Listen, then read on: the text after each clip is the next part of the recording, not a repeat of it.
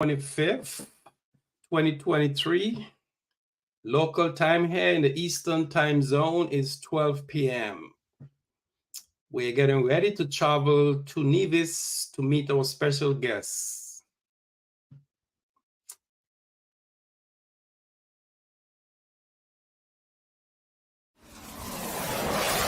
Hello, everyone. This is the IC Caribbean podcast, the podcast that takes you on bi-monthly departures to the stunning Caribbean destinations. You will discover tourism industry, the best Caribbean vacation spots, popular events, and the latest offers from this part of the world. I am your host, Linky, a Caribbean native of St. Vincent and the Grenadines, an inspiring entrepreneur. I am soft-spoken with an infectious laugh that destroys the quiet with pleasure. So get ready and fasten your seatbelts to land at our next destination. My home, my home.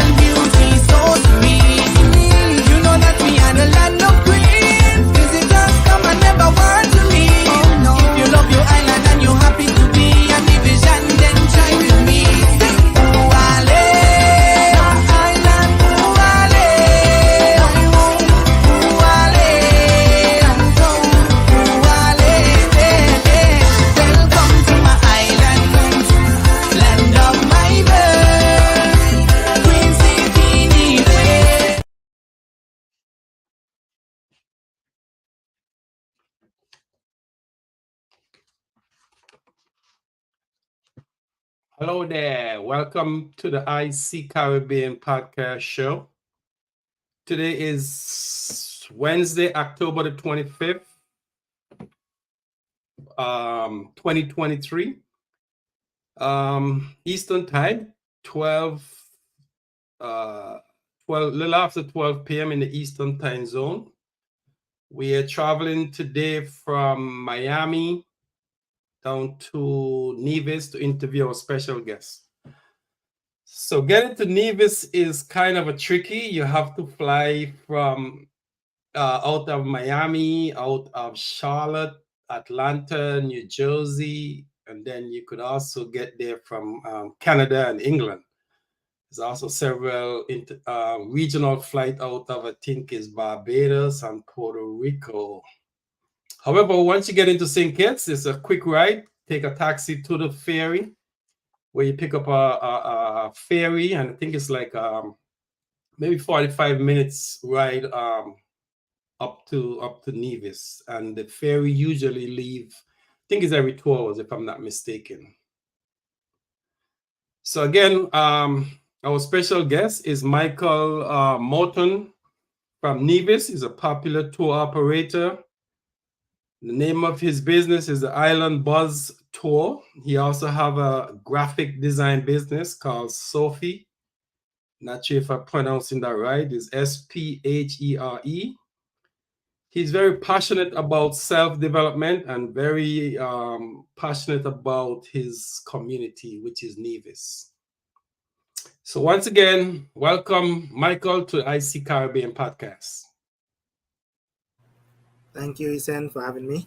All right, nice to have you. That's the birthplace of my grandmother. She was from, I believe, is Mount Lily, which is one of my favorite village to visit. Kind of like you guys Polymango up there. So, Michael, tell me about you as a person. I give a brief description about you. So, can you go into more details about yourself and maybe your immediate and extended family?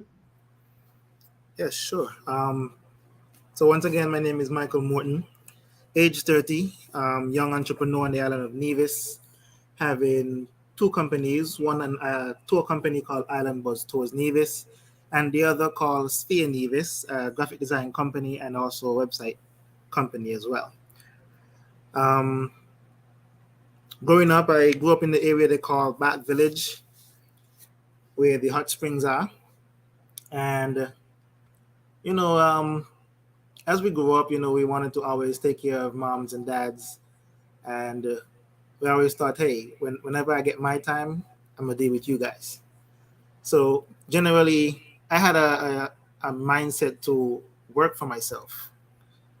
Not from so young, of course, but when I reached the age of 18, when I know I was going into the workplace, I say, you know what? I don't want to work for anybody. But of course, I did have to work for somebody because I didn't know the ins and outs of business as yet. So I started Sphere Nevis. It was a small business. Of course, it was named something else before that. Um, After that, I turned it into Sphere Nevis in 2017, and then came into Island Buzz Tours in 2020. All right, very good. What about you, immediate family? All right, so immediate family. My mom's name is Sonia Morton. Pops is called Jean James. I have two sisters. I have a daughter as well, age 5, going on to 6 in January. I'm married as well. My wife, Francina Morton, and that's extended family, of course. There's others, my grandmother and everybody else who are some in Nevis, and some in the wider parts of the world, mostly England, BVI, some in America as well. They move around a lot, so I'm not sure where exactly. But yeah, there's a lot of families all over the place. We're connected to many people. All right. Tell me about the your graphic design business. How did it start, and where you at, Yes, and what yes. do you think is the future of it? All right. So the graphic design business was just, as I said, graphic designing. Um, it started off first as Visionary Studios and Entertainment. So as soon as I came out of school, before I came out of school, actually, I started designing on Picnic. There's a website that is not on Void right now. I haven't seen it for some time, but that's my first initial program that I used to design. And then, of course, I said, you know what, I feel like this is my niche, so let me try to expand on it a little bit more. So I got a little bit better and had to download Photoshop, and I was doing videos for myself. So yeah, I was a videographer as well. I was a singer as well and a DJ. And in the younger days, you just wanted a hobby to actually, keep yourself occupied. Um, so as I moved on, I came out of school and went to work. I still was doing all of those things for Visionary Studios and Entertainment, which is now Sphere Nevis. And by 2017 is, as I said, when I changed it to Sphere Nevis. And I said, you know what, let me start to develop this a little bit more, because I quit my job and then I went into Sphere Nevis directly as a sole entrepreneur. So I started saying, let me do printing as well. I stopped with the studio portion of it because at that time it wasn't so how am I say it, common to have a studio, and music for the island wasn't so hype as it is now. I did my own videos, music videos and everything, and I still have those skills because all those contents that I do is actually from the skills that I learned from doing my own stuff. After that, if you want me to continue, um, Yeah, go ahead. we went into trying to find what's next. And of course, I was working still. I went into another business, which is another touring business. And I started to learn a lot. And I always told myself, I've been telling others the same thing as well. if you have something that you're good at, don't use it for somebody else. Use it for yourself. True that. Yeah. So like I said, I had a mindset of working for myself, and I said, you know what, I can't keep giving my all and just get minimum wage. Yes, yes. Of course, Corona happened, and that pushed me a bit further into the market that I'm in now. I said after Corona, well, during Corona actually, because I started in Corona, what can I do to help boost the island's activities and tourists to the island? So yes, it was a bad time. The island was shut down for 2 years. Uh, I started in the first onset of it. So 2 years of having a tour company with not much people coming in, it was very hard. But we gave first preference to the locals because they're always there, Mhm. and also I was one of them who didn't even know we had so much things on the island. So I was like, if I don't know, most of my local community don't know as well. So let me try to push it out there to get the locals, and then when time comes, get the tourists to actually come into the island for these adventures. Um, so yeah, most of my content started to begin from the local communities. Of course, the feedback was very lovely because, like I said, most folks didn't even know we had so much things on the island to do. And generally, from hearing back then when I was younger, Nevis is a retirement island, it's like, really? How can I change that? Huh. So I said, you know what? This ain't a retirement island anymore. I'm stepping in. So I came up with a lot of different things. We do hikes, we do tours, we do excursions of a wide variety. Um, Actually, most of our services derive from ideas that I put forward, Hmm. stuff that I found that I can make something out of, and also partnering with several other entrepreneurs to create a tour. Okay. Um, yeah, Um, boy, I'm sorry. I'm sorry you didn't join us yesterday for that meeting because it seemed like your background and your skill set would have been perfect for a meeting yesterday. Me and Bira and a guy named Brandon out of Miami who is doing the revamping of the website there for us. yeah. My apologies for that. I actually had forgot that the time was at 4. Yeah, that's okay. I'm coming there to visit you. Like I said, I'm connected and I know where to find you. So I'm coming down there to share some ideas with you that I have on my own. And I think blending them with you, we could make Nevis a better place. Oh yeah, Yeah. definitely. Okay. Let's go to the tour business. Give me what you consider your biggest accomplishment and your future expectation. All right. So currently, our biggest accomplishment is our hiking adventures. Uh-huh. Uh, like I said, most folks would have just come for like hotel visit, beach visit, bars, or even festival. Some folks, they did the adventures, but I don't think it was promoted as much as it is being done now. So hiking right now is our biggest niche market, and as I said, we have tours. We created and did our own tours where I partner with other people. So they're gonna catch up. I say give it time. And the excursions, they're we started it this year actually. So I won't say it's our hotspot, but I would say it's getting there. Because when you start something, you don't expect it to lift off the ground one time. Okay, so let's move ahead 5 years from now. Let's say 2028. 2028. Yeah. All Where do right. you see Island Buzz Tour accomplishment?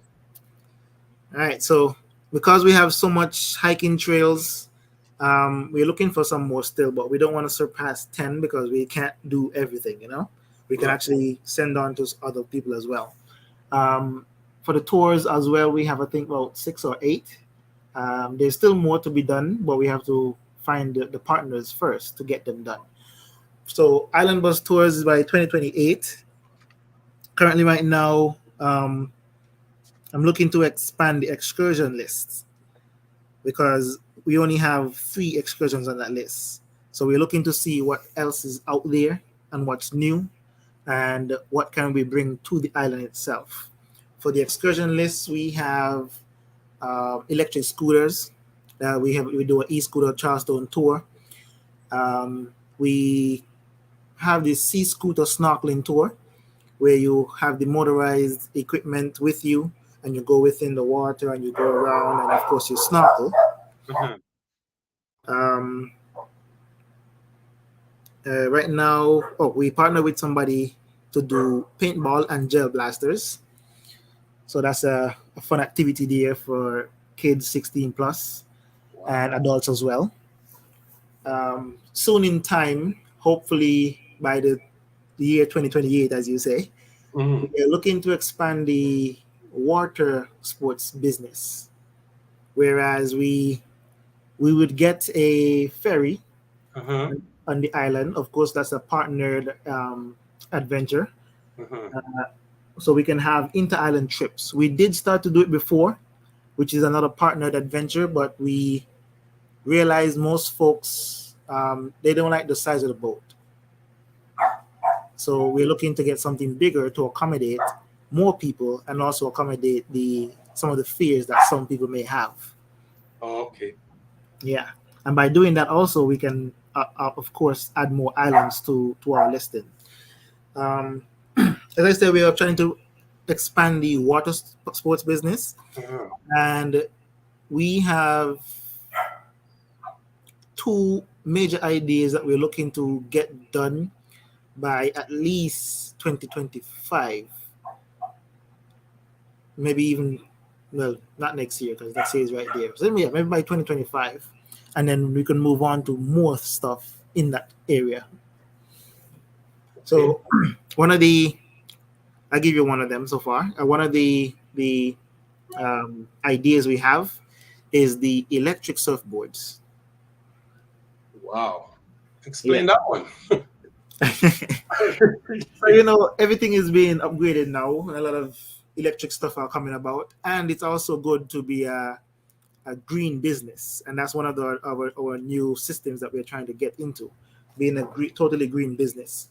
Um, so the electric surfboards, Mhm.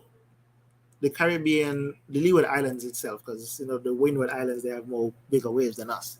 Yes. The Leeward Islands, they don't really have as much waves, and most of our waves are in the Atlantic side.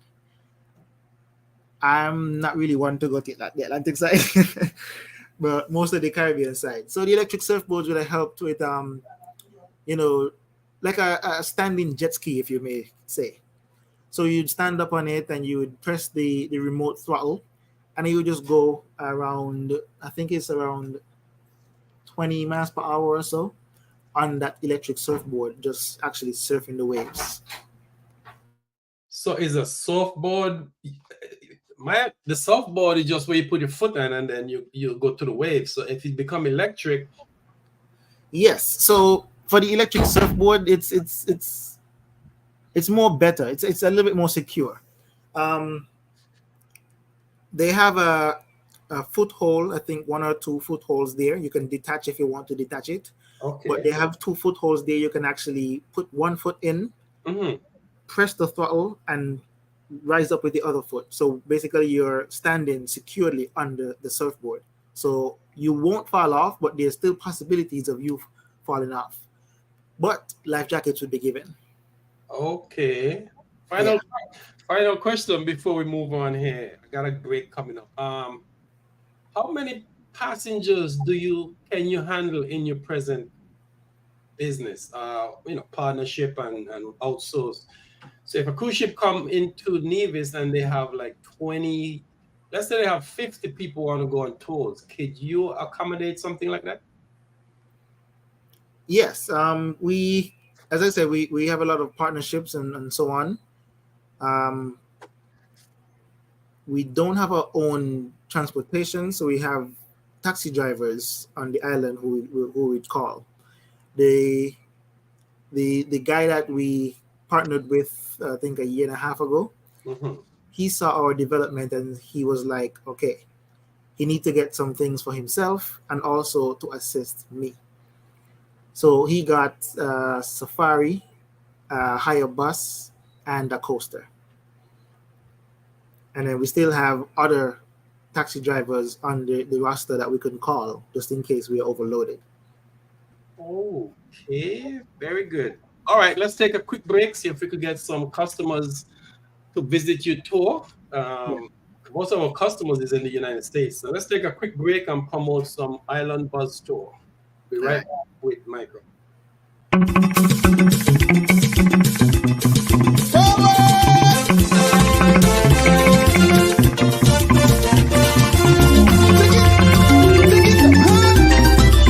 This one is dedicated to my lovely little island.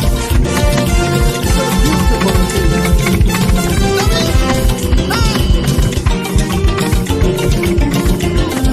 I love the country.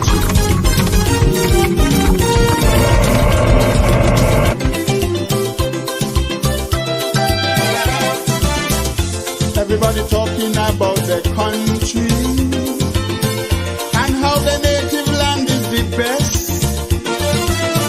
But never ever let no foreigner fool thee. Some of them island is in a mess. And when they talk about democracy, peace and tranquility, not one of them islands to compete with me. God, I'm proud of me native land. I'm proud to be division.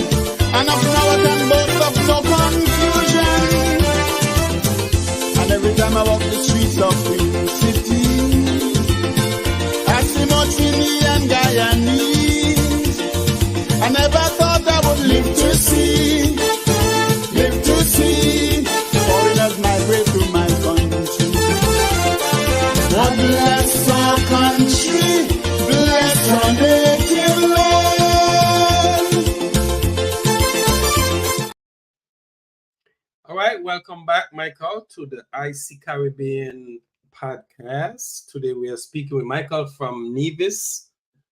So, Michael, let's get into Nevis. Beautiful islands, Queen of the Caribbean. Now the technical people who behind the show here is in Pakistan. I'm in Atlanta, and most of our customers is across the United States. United States is our biggest viewers. Most of them is from New York, Chicago, Texas, and Los Angeles. So let's get into Nevis. Tell us about your island.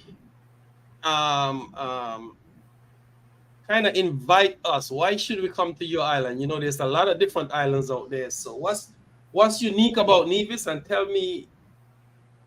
our listeners and viewers about Nevis. All right. So Nevis, as we may know, it's a federation of Saint Kitts and Nevis.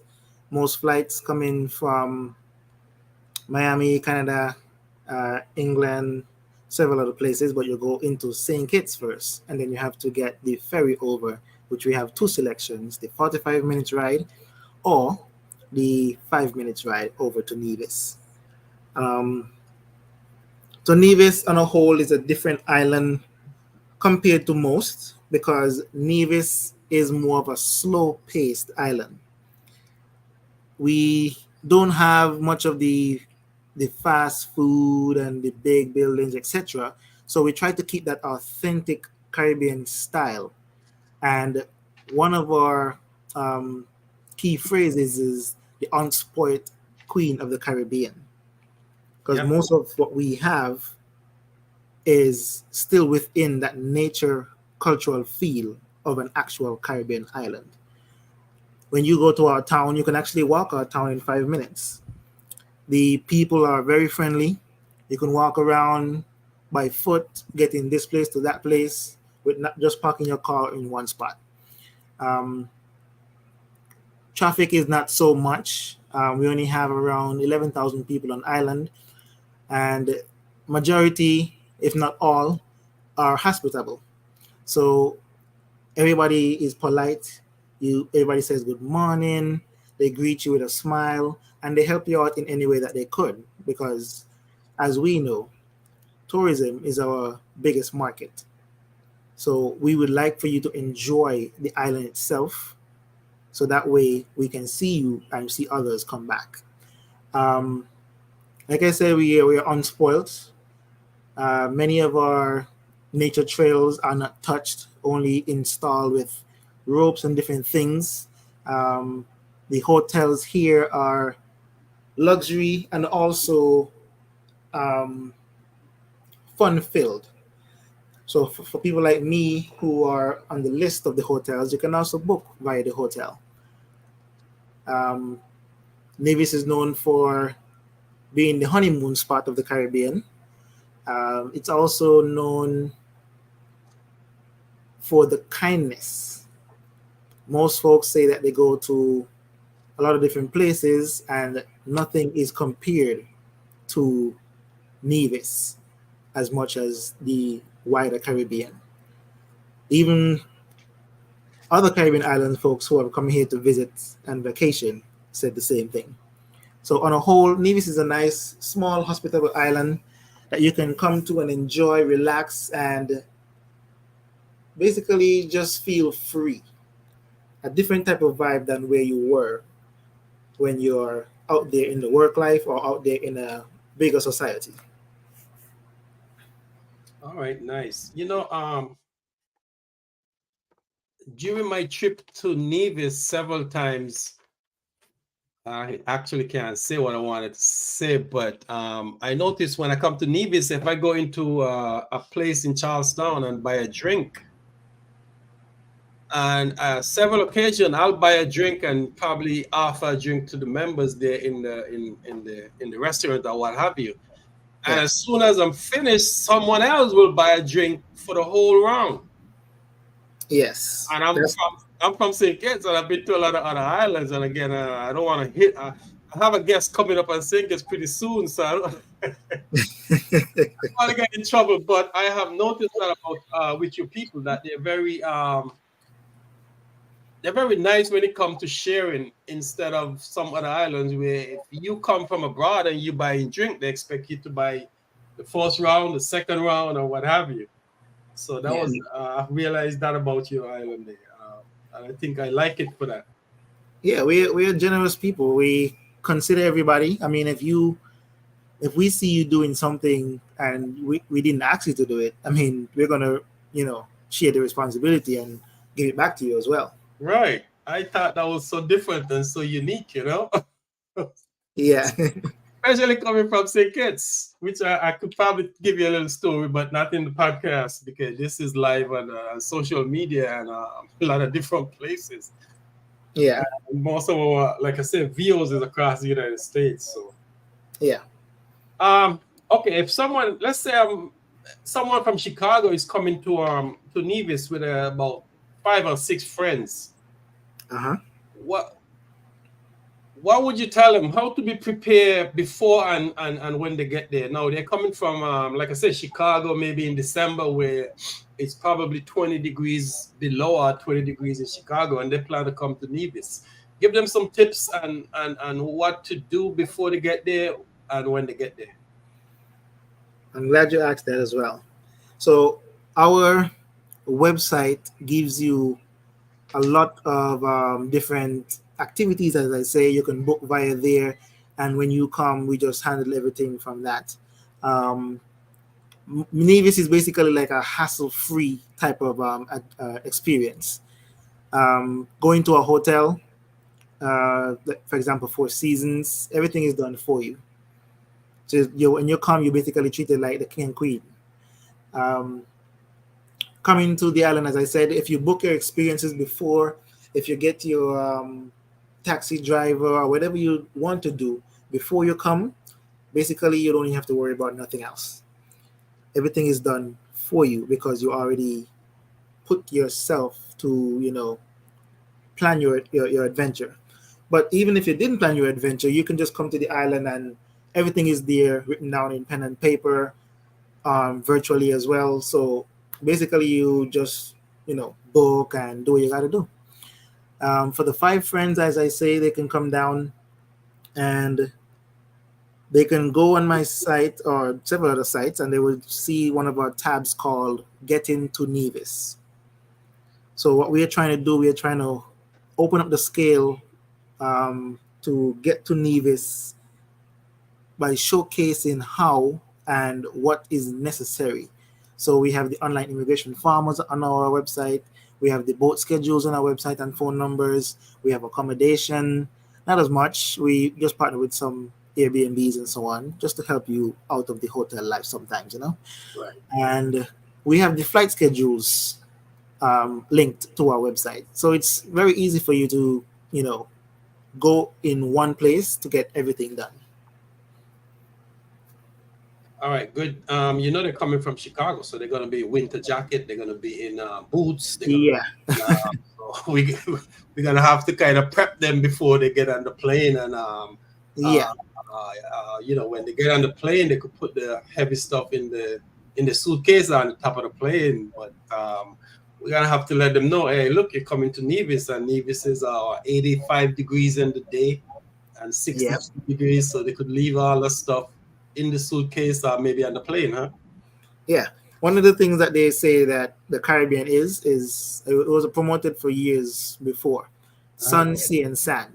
So even if you're coming from the cold winter areas, just know you only need one jacket for the travel, and the rest is just sun. Right. All right, take me back to the Queen of the Caribbean. Google and AI and Alexa have their own definition. What's your definition? So Queen of the Caribbean is several definitions. Um, Most part of it, if I'm not wrong, is because royalties were always on the island. The island itself boasted about its plantation life during those times, and Nevis alone, if you look at the history of it, gave most of the income to England during that time. All the other islands did not surpass Nevis until the decline started to happen. So because of that, and because of the royals, and because of us being one of the prominent islands, is why we were called Queen of the Caribbean. All right, good thing. Let's take another break here, and we'll be right back with some fun and games about Nevis. So let's take a quick break and be right back with Michael from Nevis, our tour operator.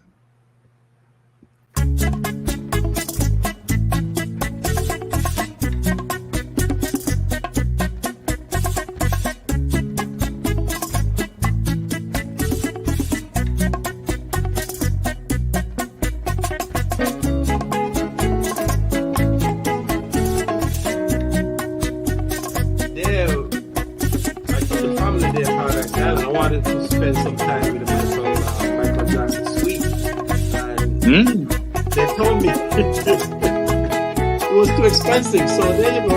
See what we couldn't get.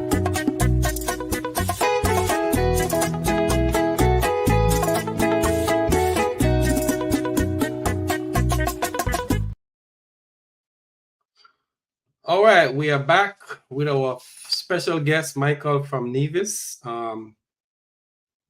So, Michael, let's get into some fun game stuff here. Some trivia, simple questions. The highest peak in the highest mountain in Nevis. What's the name of it? So it's called Nevis Peak. Some say Mount Nevis, but it's actually Nevis Peak. It's the highest point, which is around 3,232 feet high. 985 meters, if you would like to say it like that. It's usually there with cloud coverage. Sometimes you would have that nice clear view. So if you're going on a hike, you can either have that cloudy experience with view, or you can have entirely 180 view of the island. Nice. Can Can tourists climb it? Yeah, definitely. You can book via our site even. Oh, you could book your site and then how high would the transportation take them to the mountain and how much would they have to do on foot? Okay, so the drive itself is around 1,000 feet up. So you only basically have 2,000 232 left to climb. But it's not so easy as um, some people may say, because some people are more physical than others. It's not so hard as some people may say as well. Right. But it's between of your ability as to how you would get up there. Most of it is half of it is a walk, but it's a walk up a incline which is around to 20 degrees, and most of it is a climb going up to at least 80 to 100 degrees. Okay. Most islands have this citizen by investment program. Just about all the islands in the Caribbean have it. Is Yeah. there a difference between Saint Kitts and Nevis investment for citizens compared to the rest of the Caribbean? Um, Not much of a significant difference, but because our Federation of Saint Kitts and Nevis has visa free to several countries. I think it's up to at least 160 by now, I'm not sure. That it's much easier for folks to, um, you know, pay for the citizenship. It's 150,000 US, and you can have that visa free travel. Okay. Um, no, this is a good question. Who would you consider is the most popular or famous citizens of Nevis?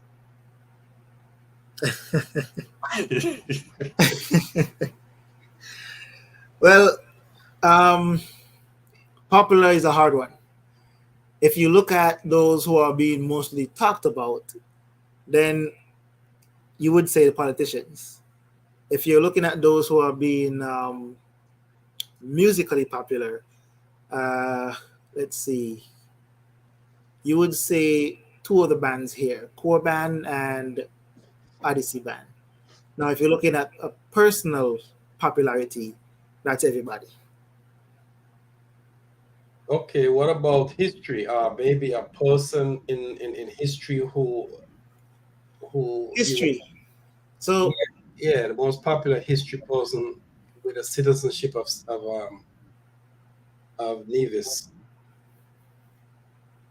all right. So there are a few. Um, the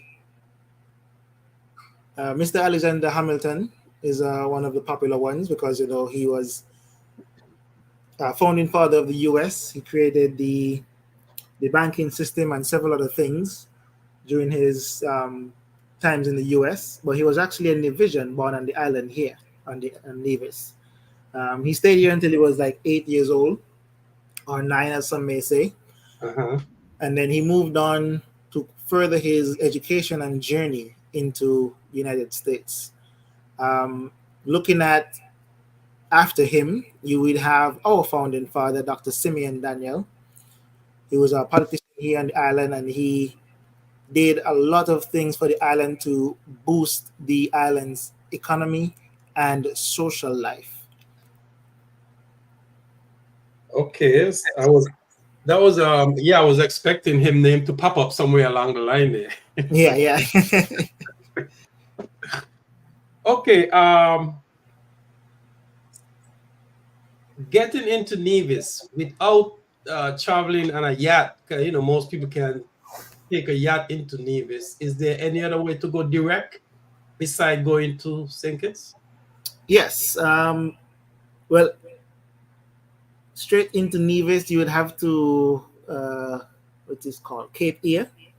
Okay, You can take that flight. I think they are coming from New York, Chicago, Illinois, and several other places. But that's also on our website. You can check that out.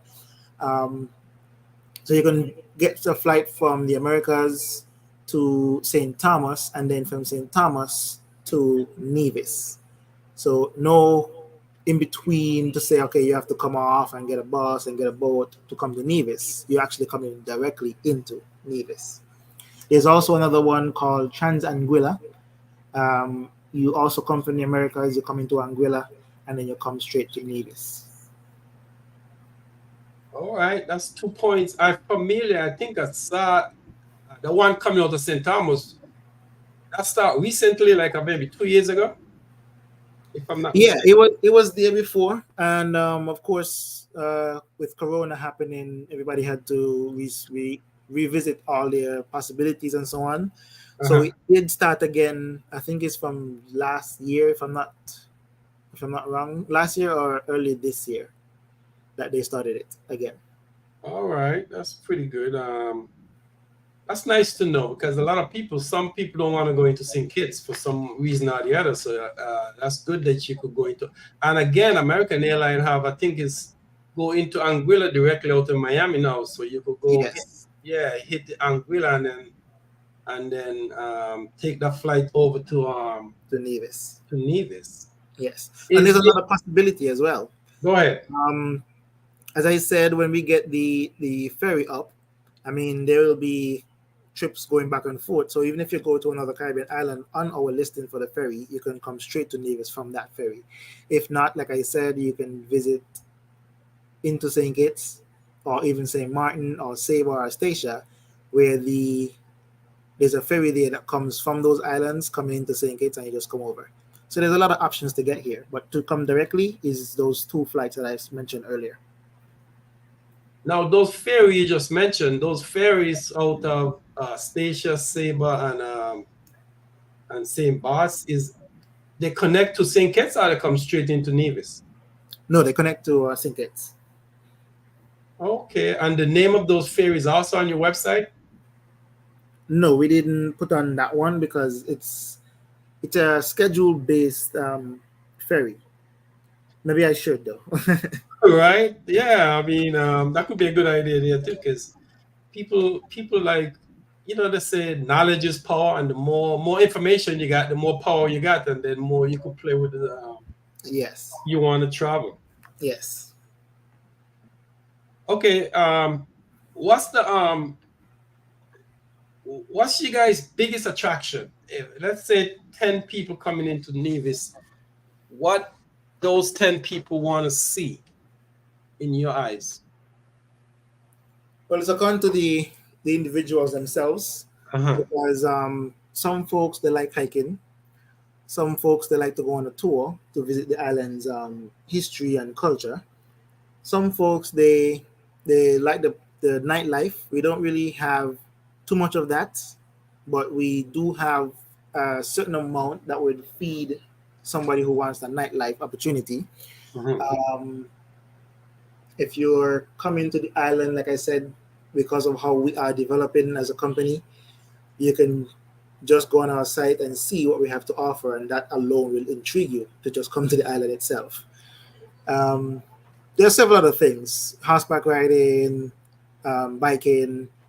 I think there's yachting and boating, many things. Okay, so if you taking a tour of the city, let's say Charlestown, what is the number one place that the tourists want to see inside that city? All right, so basically, if you take a tour, um, it would range from around 2.5 to 3 hours, according to how you are and how the timing is.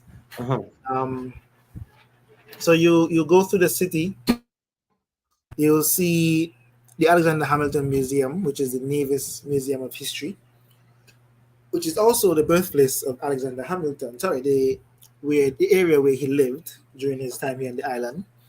You'll be going to several other hotspots of historic venture, and you'll be seeing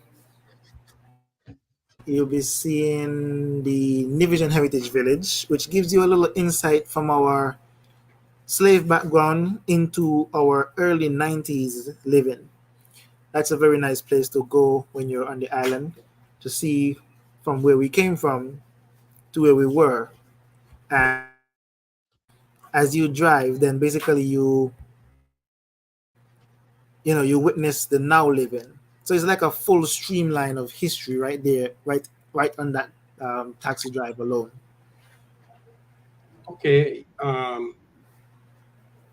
and yes, the Bat Stream. That's a very nice place to visit as well, um, which is called the Hot Springs or Nevis Therapeutic Hot Springs.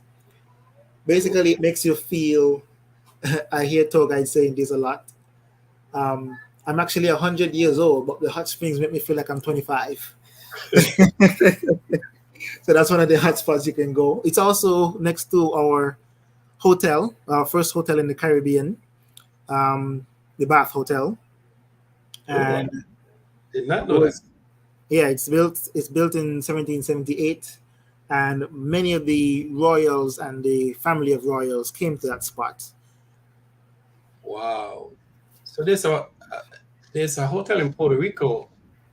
So you're saying the Bad Hotel beat that one was there before in the Caribbean? Forgot the year when that one in Puerto Rico. Well, Came. I'm not too sure, but how I'm seeing it, the Caribbean, remember they have the leeward and the windward, Okay. and the lesser and the greater. So how I'm seeing it, if I'm not correct, is the leeward islands, because I'm Gotcha. not sure how the history of the rest of the Caribbean islands are. Okay, got you. Now, looking at the picture here at the hot spring, the last time I was there, it was over. Oh my goodness, it's been a while, and it seemed like they did a lot of they pump a lot of money into that place. Because Oh last yeah, time there, people, definitely. without clothes, people was around the area doing a lot of crazy stuff. But now it's look like is a major attraction, and well, look like the local government pumped some money into that thing. Yeah, they did. Back then, even in my younger days, Uh-huh. it was mainly the locals going there to, bathe and soothe their muscles and etc.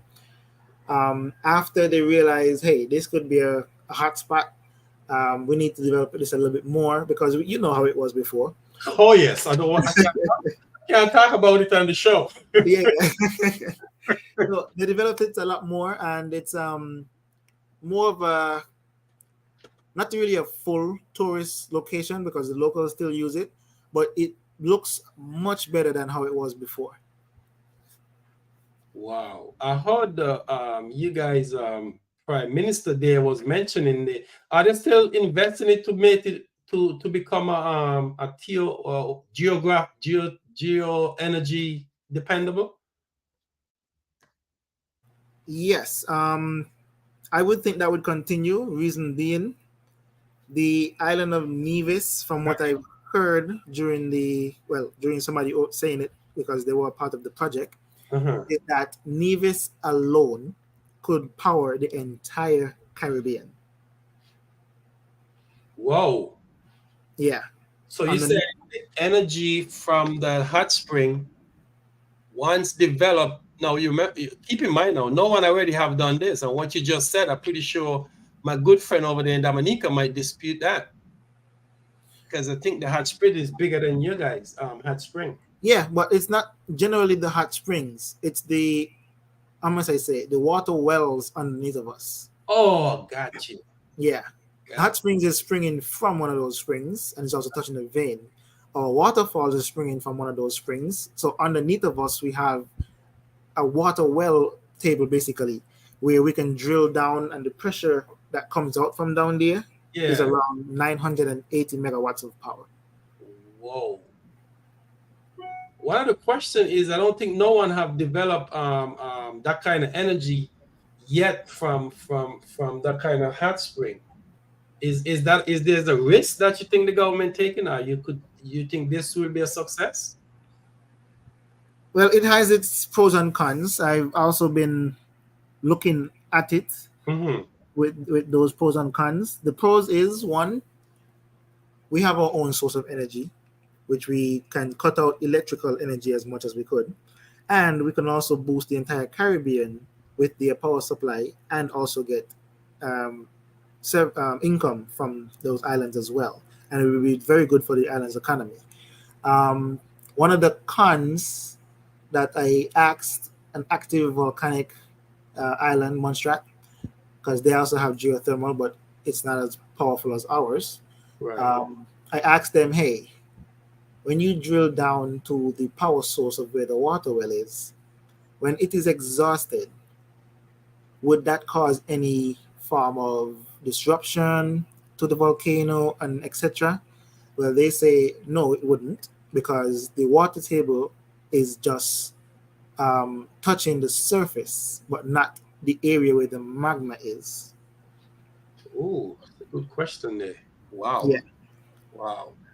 All right, let's take a quick break, and our next session is going to be where we entertain some questions. So, if you look below your screen or to the side, they're going to have some questions. So, those members on Facebook on our group who want to ask questions will be able to entertain the questions, and you could also respond to those questions. So, let's take a quick break and be right back with the IC Caribbean podcast with Michael Morton from Nevis.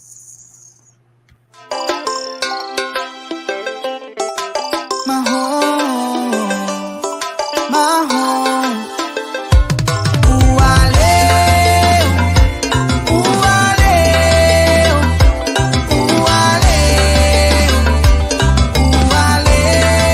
I'm dying to come from a small island in the West Indies. So refreshing like the ocean breeze. All little paradise you better believe. Natural beauty so sweet. You know that we are the land of queens. Visitors come and never want to leave. If you love your island and you're happy to be a division, then join with me. Ouale, my island, ouale, my home, ouale, and home, ouale, welcome to my island, land of my birth, Queen City.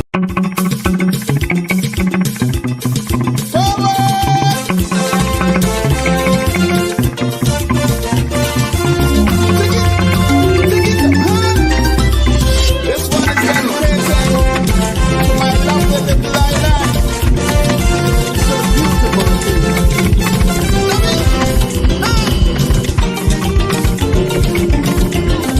I love the country.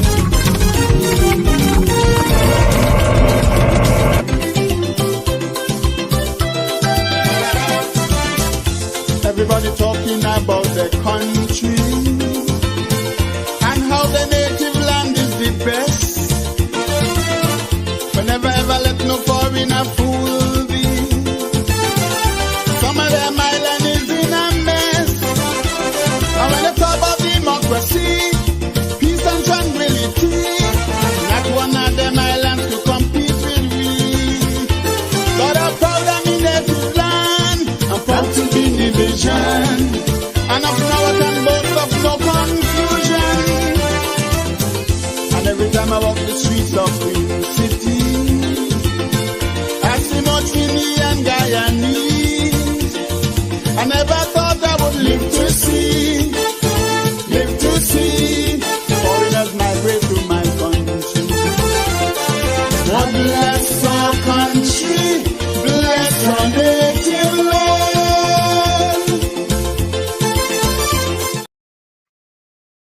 All right, welcome back to the IC Caribbean podcast. So, our special guest again is Michael. Hey, Michael, you enjoying the music? I hope you're dancing with the music. Yeah, I'm here. What you think about those music? Again, congrats to our guys, our guys behind the scene. The people who are pulling those strings is actually from Pakistan. We have Abiria and her sister Alina. They're up in Pakistan, and in Pakistan right now it's probably about 10:54. So it's kind of almost midnight there. So I want to congratulate them. And what you think about their performance so far? Yeah, they're doing a great job. Right? Because I'm dancing when you go on commercial. I'm here dancing, especially like I don't have my camera on. So okay, welcome back. And okay, this session is where we're gonna have like I mentioned before, the guests, in case they have questions, you could look. Okay, she got it up on the screen. So in case anyone send, oh, they already sent one question out. What is the best and famous amusement families a kid in the? You seen the question right there? Yes, I'm seeing it. Okay, you could So respond. You could verbally or yes, just I'll verbally respond. okay. You're gonna do it verbally or you're gonna just text it back? I'll do it verbally, and so the folks can hear, and then I'm gonna send a text as well. Okay. Yeah. No, So go ahead. yeah, what? Yeah. Okay. So to Abiba, there's no amusement parks, but we are thinking about what can we do for kids at a certain age, because there's a lot of activities on the island that can be done for kids. It's just that many of it is not for kids under a certain age. Most of them are 12 and up. Okay, good. My question to you is what are some of the future challenges of Nevis from a tourism standpoint? Whether it's be from hurricane, earthquake, the ecosystem where the people are not taking, because you know, as tourists increase, the environment and the ecosystem decrease. So is there a balance, and is is is there are the private and the government sector are doing anything to keep the ecosystem going while tourism increase? Yeah, so like I said, there's a lot of meetings and several things happening that they're asking us to join as well, to get our feedback as well.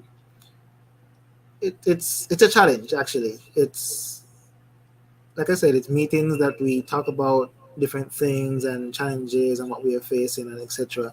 What is the possible solutions and everything. And when the host or whoever is having the meeting goes back, then it's an option if they're gonna choose whether to do it for us or if they're gonna try to have some sort of funding gathered to move away from that challenge. But it's a hard one because most of the times when we have them, like we don't know what's happening after that.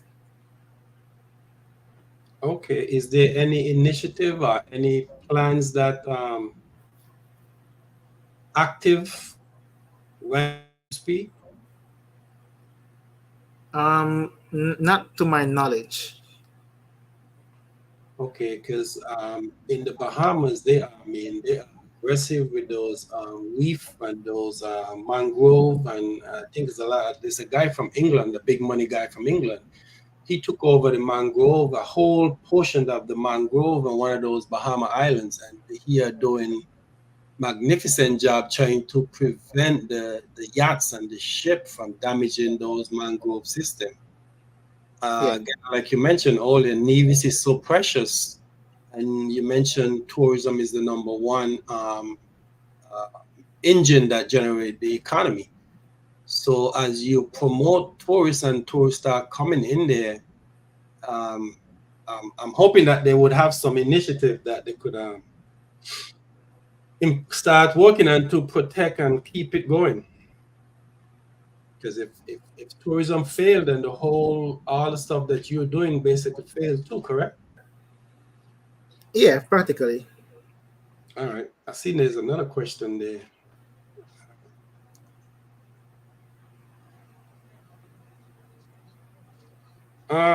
Okay, my next question is some of those tourists who are visiting Nevis, is there anything they could do on their own to keep the ecosystem going, keep the island clean?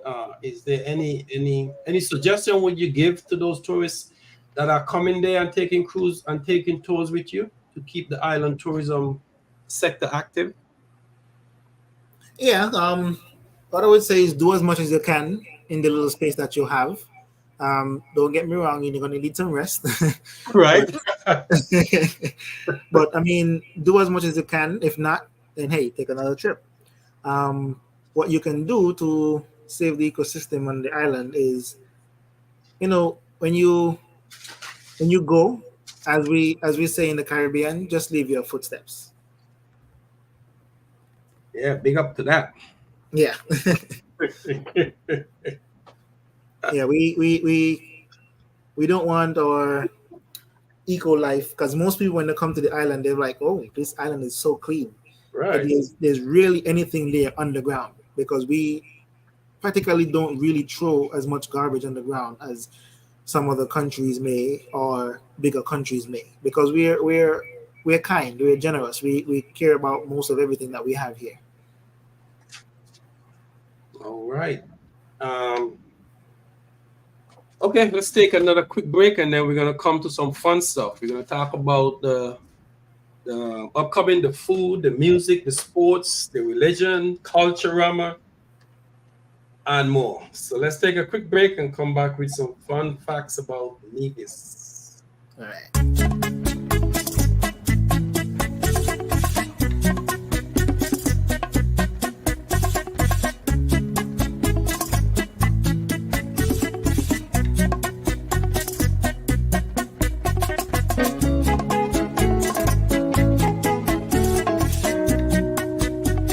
There, I told the family there Paradise Island. I wanted to spend some time with the Michael Jackson suite, and they told me it was too expensive. So there you go.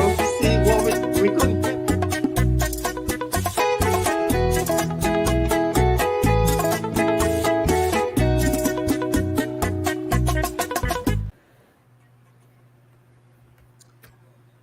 Welcome back to our IC Caribbean podcast show. Again, we have Michael with us today. So, Michael, let's get into it. Some of the fun stuff. Let's start with the music. You guys' most popular music and why, and maybe some of the most famous songs. Let's get into the music. Tell our audience about the music that play in Nevis All right, on, so we on, have on radio. a wide variety of folks who are entertainers on the island. Our most common is the band music that is usually play during our festive season, and that's during July 27th to August 8th, if not changing next year. That's our Nevis Culture Festival. You would hear, it's like you're going on the road, enjoying the troops and their dancing, and you hear the band music playing their biggest songs and their um, biggest songs and whatever other songs that they have produced during that time of year. The secondary biggest, I would say, is the other entertainers who are basically just single entertainers. They would be singing like, um, of course, soca music, dance hall and reggae, R&B, some hip hop as well. It's a wide variety of folks. We don't really subject to keeping it one standard, because whatever you're trying to do and wherever you're trying to get at, you have to go to that market. All right. So, but Calypso is still the king of the music there that played in Nevis, correct? Well, I'm not a calypso fan, um, so I can't really say it's still the big thing, because most of the younger folks, Uh-huh. majority of them, is more for the band music. Now there are several young folks in calypso, because there's the teen calypso and there's the adult calypso. So there are several young folks still intrigued in calypso, which is a good thing, keeping the culture alive. Um, but it's according to what type of song it is, Okay. because calypso itself, it's I don't think there's a standard. Yeah, you're right. It's abroad. They got Yeah, slow to fast, yeah, basic. yeah. So yeah, I was listening to a musician from Nevis the other day, and they say calypso. If there's calypso is more than carnival, and if there's no calypso, there's no carnival because calypso carry a bigger lift or a bigger space or a bigger whatever you want to call it than actually the carnival event itself. But like I said, I'm not a calypso person, but I can't agree with that one. Okay, all right. Let's move to the food. We in Bermuda. Well, in every island, they have Sunday breakfast and Sunday dinner. Well, it used to be. It was the main focus and some islands have their own dish. Yes. Tell us about the food. What's the Sunday dish and drink and So what can the tourists what should they expect once they hit the shores of Nevis to eat? well, there's nothing short of taste buds on the island because we all like to cook here. There's a lot of restaurants, and ever since Corona happened, there's a lot of folks who came into the restaurant business. So there's nothing short of anything, taste bud wise. The national dish of the island is saltfish and dumpling. Um, so we do that regular, not really regular, but we do that on special holidays. For example, Easter and Independence. Some do it for Christmas, but others would do it on an occasional basis once they want to do it. The other thing is goat water, which is generally goat soup. You get that on the weekends mainly. It's not really a weekday type of food, it's a weekends type of food. Um, Other than that, Sunday, most places are closed. Some restaurants would be open mainly on the beach and the wider parts of the island, but town is slightly a ghost town. Reason why I say ghost town is because everybody's at home or everybody's at church. So Sundays is a home cooked meal.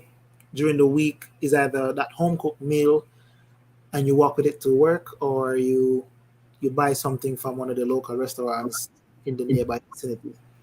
But like I said, there's nothing short of your taste buds. You can walk from one location to the other in less than 1 minute and see what they have. Okay, let's go back to you just mentioned something there. You said there's approximately 11,000 people there in Nevis, right? Yeah. And the majority of people have Sunday meal. Yes. What percent of the population you think eat a good Sunday meal on Sunday? Well, that's a hard one to answer because not everybody have that full luxury of eating a good Sunday meal. Some folks, they buy their meals. Like I said, there's still places that are open. Some folks cook their meal, and some folks just eat whatever they have at home. Basically, as we used to say in the younger days, hurricane food.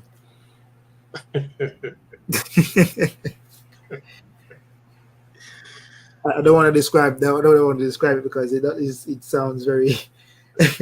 Well, I understand exactly what you said, and Yeah. I could give you some lessons on that too. But I guess that's what different podcasts should. Yeah. So would you say over 50%? The reason I'm asking that question, I was in Saint Kitts a couple of years ago, and the younger generation, which is climbing up in the majority, I think the majority of people in Saint Kitts is from the younger generation, from the youth, and most of the youth prefer to go to Domino's Pizza and Church's Chicken and what have you. So that's why I was trying to see what percentage, give me a percentage. So, okay, would you say over 50% of the division have a Sunday meal at home? Yeah, more than 50% actually, because KFC tried here once. Uh-huh. It didn't work out. Nevis folks, they like to cook. So, oh, I didn't know this. So you said the franchise in St. Kitts, they wanted to put a location in Nevis and it didn't work out. Yeah, it didn't work out. I could have tell them that before they put the But maybe they didn't do the studies either. right. I could have mentioned that to them because you're talking about Nevis, 11,000 people, and a little spread out. I mean, it's kind of difficult to get from point A to point B at times. Yeah. Let me go back to another question I missed there. In the city, there's a guy who is going to come on our show pretty soon from the Turks and Caicos, and he rent golf cart and ATV. So when the cruise ship get there, instead of them renting cars, they rent these golf cart and ATV, I think they call it. Yeah. Do they have anything like that in Nevis since Charleston is that small to move around in the city itself? No. Reason for that, the golf carts, Yeah. they practically cost as much as a used vehicle. So most folks just go for the used vehicle. Like I said, the city is very small. Right. So the city is very small. So either way, getting a golf cart would not be so much of a good interest to do, because like I said, you can walk the entire town within 10 to 15 minutes. You can drive the entire town in 5 minutes. So it really does make sense to put yourself in that kind of hassle. You can just walk from point A to point B and explore the whole place yourself. Okay, and then it might not even have it might not even have enough space to share with the golf cart and the vehicle there. Yes, exactly. But the scooter tour that we have, that would give you a slight better insight rather than sitting in traffic most of the times, because the scooters are small. They're actually standing scooters, so you can actually do what you have to do and move yourself through and so on traffic. What we plan to do is to, on the weekdays, try to get off of the main route and then get back on to go to the other spot. On the weekend, we go through the entire Charlestown, because traffic, like I said, it's not much people, but there's a lot of cars. Okay, speaking of the traffic, the last time I was there, these bus drivers, man, coming from Mount Lily or Fountain and those places, those buses used to be going out like over maybe 75, 80 miles per hour. Are they still doing that fast? Some of them, not all of them. Okay, so the percentage probably dropped from the last time I was there. It was, Yeah, it was crazy there with the speed that these people going with passengers. In Saint Kitts, it's even worse compared to these bus operators. Yeah, I've seen several videos from the Saint Kitts operation and also the other Caribbean islands. Yes. Believe me, I would not be going on a bus. I mean, these drivers, you have 20 people in the bus, and the bus only need to be 15. That's number one complication. And then you go in 70, and the speed limit is 65, and and then the music is so loud that all those stuff equal accident. Okay, let's go into the sports. What's the most popular sports, and how often? And you guys have any professional sports guy who make the Olympic? Talk about sports from your standpoint. Okay, so we started to enhance the sporting sector on the island. It's still being worked on, I think, but we try to enhance it as much to create some sort of activity-based sporting adventure here, because what we realize now is that the islands of Saint Kitts and Nevis, we have a lot of athletic people here who actually want to venture out there and still be athletic people. So currently the sporting sector is being developed a lot more than how it used to be before. They built the stadiums. They built the Mondo track, which is another stadium as well. So we it's I would say the main thing here, from my standpoint, is running. If I go Okay. down, if I go down the line more, then you would have, well, no, sorry, cricket and then running. Okay. If you go down the line more, you have football and you have basketball. Okay. Speaking of cricket, on your tour, if you ever run into Willett, could you give him my kind of give a shout out there from the IC Caribbean Club? Yeah, no problem. Um, Is he still active? as a cricketer, No, not playing cricket, but in the community. well, I'm not too sure. He's in Hamilton. So I live in Cherry Garden, so it's a different area. But he is what how must I say, treasured, because he was our first division cricketer who made the West Indies, Right. and he has a whole park named after him. So yeah, I think he is treasured. He has a museum as well. Well, it's a sports museum, but most of the stuff in there, I think mainly are from him. Okay. Good. I don't know him personally, but I like his performance when he was there playing with the West Indies team. Yeah. I guess they need some more people like him there in the West Indies team to make it to make it what it was then now.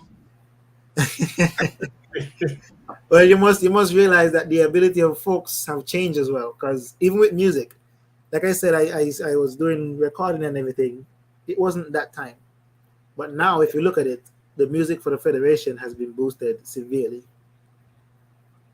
All right. If you have visitors coming to your island, what kind of currency should they bring? What kind of money? What's your local currency and what money to bring? All right, so basically you will be using the Eastern Caribbean dollars, which is used in several other Caribbean countries who are part of the OECS. But you can also spend the United States dollar as well. If you're coming with any euros or pounds, you can use them in tourist-based businesses, and you will get back the either US or EC dollars. More than likely, it's the EC dollars. But whenever you're coming with any other foreign currency, you would automatically be getting back EC dollars. All right, good. After the tourists coming there want to rent a car, what side of the street should they stay on? So, because we were once British colonized, we drive on the left. All right, there's a lot of American tourists would need to know that. I get a lot of questions about about that. Yes, so we drive on the left side of the road. Okay. Religion. What's your guys' biggest religion there? So the biggest religion on the island is Christianity. Christianity. Yes. Majority of folks are within that religion sector. Not sure how much of the younger folks are in it, but it's basically scaled. All right, good. Just two more questions here. When is the best time to visit Nevis? And All right, what? so there are few answers that I had when I was dealing with guests. So the high season for the islands here is practically from November through April. That's high season. So you would come and you would find a lot of people walking around. The place is filled. Some folks like that. Some folks don't. The reason why I say some folks don't, because I had guests coming within the off season. So you could say from June through August is a good time to come as well, because then we have the Nevis Mango Festival, which gives you 3 days of mango eating, mango tasting, whatever mango games that they offer. And they have the Culturama Festival in July through August. So even though it's off season, there's still a lot of activities to do for you to come to the island. And The only reason they call it off season is less people. So you can actually come to the island and have an entire beach to yourself. And I know a lot of people would love that. Yeah. Yeah, we take them to Nisbet Beach. Nisbet Beach that's a private beach, right? No, that's not a private beach. No beaches on the island are private. Okay, good. 'Cause I remember Robert Bratcher said he the resort was coming and building on the beach and then trying to stop the local. And I think Robert Bratcher said back in the day that's not happening. The island is for the local and you cannot stop the local from going to the beach. Yeah. Yeah. All right. One more questions and we're gonna take a break and come back and close this thing up. Kind of paint a picture of me about Nevis in the year 2033, which is 10 years from now. Where do you see Nevis future? Is it going to be independent? Are they going to have a deep water harbor where crews could come in there? Paint a quick picture of where do you see in your mindset Nevis will be in the year 2033?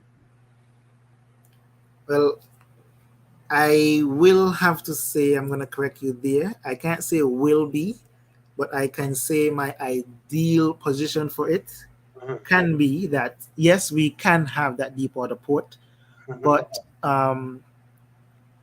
we also have to boost our cruising section before we get that done. So we'll have to have some plans in place to say, okay, hey, Carnival, can you come? Norwegian, can you come? And by this time, we will have this be ready so we can have our cruise sector being boosted.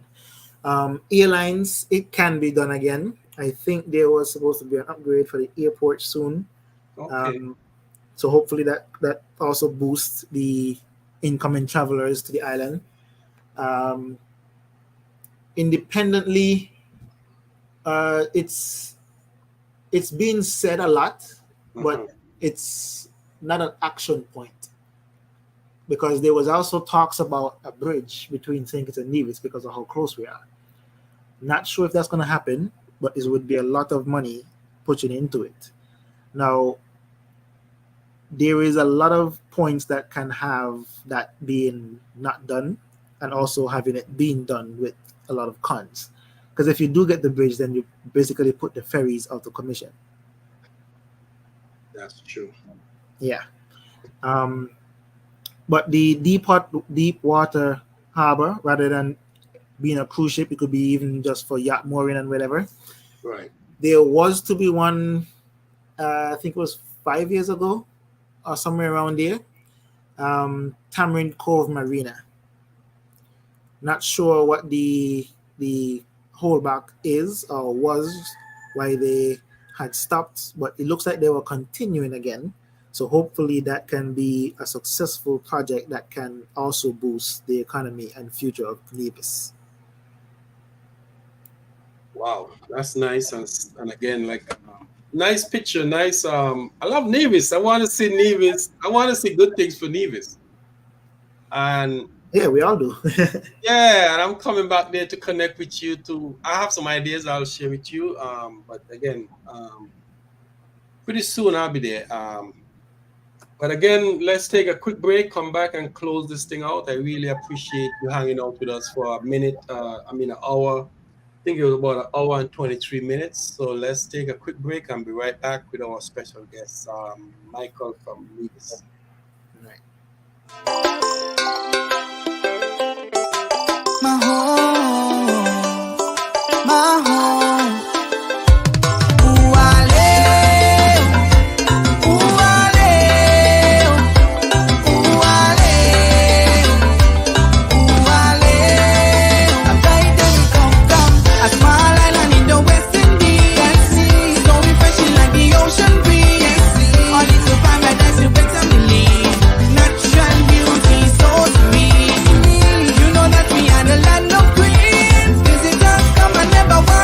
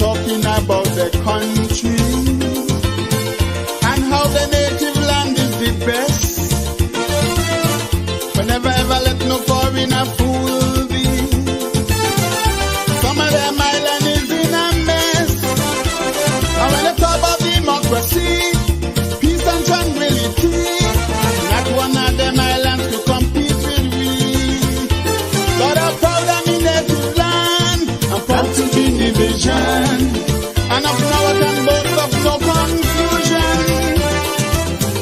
And every time I walk the streets of Queen City, I see much Guinea and Guyanese. I never thought I would live to see foreigners migrate to my country. God bless our country, bless our native land.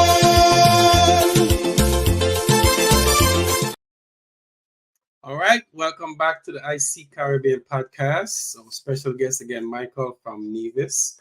Well, Michael, it was a pleasure, and I hope that we could generate some customers for you there. The team in the background was promoting your tours, your website, your social media. So I hope we could generate some business for you there.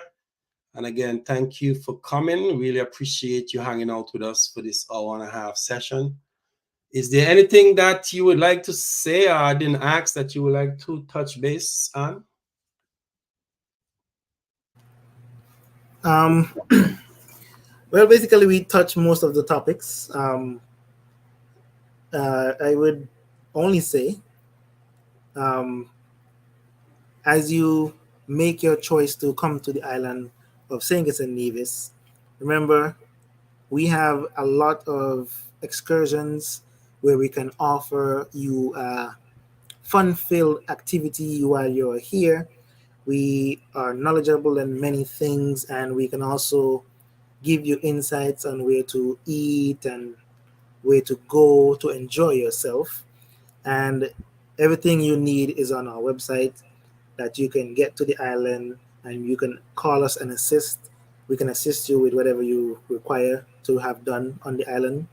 So it will be a pleasure if we see you and we meet with you to greet you, to welcome to the island of Nevis. Well said. You know, you mentioned something in the podcast there earlier, where you mentioned that there's a lot of local don't know about a lot of places, and by you finding out these places and showing them to the local, that was one of my issue. I was on a flight coming from Saint Kitts to Miami, and it was empty. I think we were flying out on Christmas Day from Saint Kitts back to Miami. So the plane hold about, I think it's 196, and only about 20 people was on the plane. And I heard conversation where people coming out of St. Kitts with some of the places they went for dinner, for lunch, for breakfast, for sightseeing, for tour. And I could not believe we was coming from the same place. You see, the thing is, some of the reception or guest services individuals, they tend to give you the tourist spots, right, rather than the local spots. Because remember, if you look at the differences between the two, a tourist spot would give you a tourist type of experience. With the local spots, you would get a lot more experience than the tourist spot, because then you see the fun-filled activity and the kindness of our people. Yes, and my mentality now is, when I'm coming back to those islands, I'm not coming back as a native. I'll always be a native, but I'm coming back more like the tourist, and then enjoy both sides, the tourist side of it and the native side of it. Yeah. So before I go back to St. Kitts. I'm from Manchon Village. I'll come back, go to Manchon Village, and then stay at Manchon Village, and then maybe visit stay and then go back to St. Kitts, and then boom, you get back on the plane. But now I'm coming back to St. Kitts. My plan is I'm staying in the Marriott, Timothy, one of those resort, and I mean, be a part of the tourists. I think I will understand the islands, because I'm from the east side, and the west side I'm not familiar with. So my thing is, when I'm coming back there, I want to enjoy both of the island, the native and the tourist part of it. Yeah, and that's what everybody should do. Yes, because you just come back there during Carnival, and then you go to your little village, and you go to town, and then you jump back on the plane. And these tourists is going over by the southern peninsula, and And some of these attractions, like a friend of mine took me to an attraction there in St. Kitts. I think it's called Betis. It's a place where you have some old trees and people make plants from tree stain. I mean, it was so amazing. But that was the first time I've been there.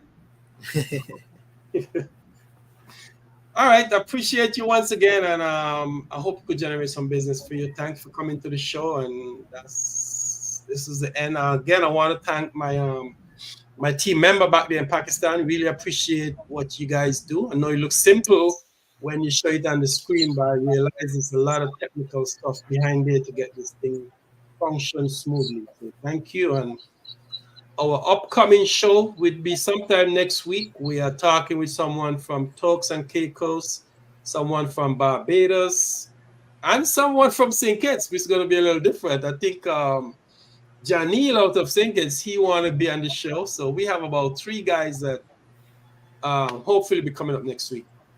So once again, thank you, and really enjoy hanging out with Michael, our special guest.